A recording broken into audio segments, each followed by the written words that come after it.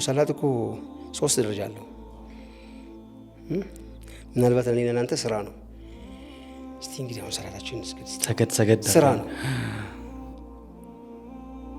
አይደል? ለአንዳንዱ ደግሞ መስጃ መንገድ ነው፣ ከአላህ ጋር ማውሪያው መንገድ ነው። ለሶስተኞቹ ወገኖች ግን መዝናኛ ነው። ከፍቅረኛ ጋር ማውራትን፣ ሁሉ ነገርህን ከሚያውቀው ጋር ማውራትን የመሰለ የሚያዝናና ነገር የለም።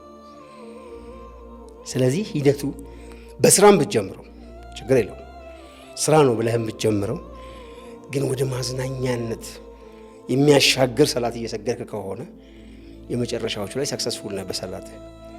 ኢቭን በእድሜ ልክህ አንድ ቀን ያቺን ሰላት መስገድን አላህ ከወፈቀን ከኛ ለዛ እኮ ነው ሰይድና ዑመር ብን ኸጣብ አንድ ቀን የሰገድኳትን ሰላት አላህ እንደተቀበለኝ እርግጠኛ ብሆን ባልሰግድ ብተው ነበር ያሉበት ቦታ እኮ አለ። ስለዚህ እዛ ጋር መድረስ ነው ሰላት እንጂ አጉል ፍላጎትህን የምትገልጽበት ምናምን ነገሮች አይደሉም።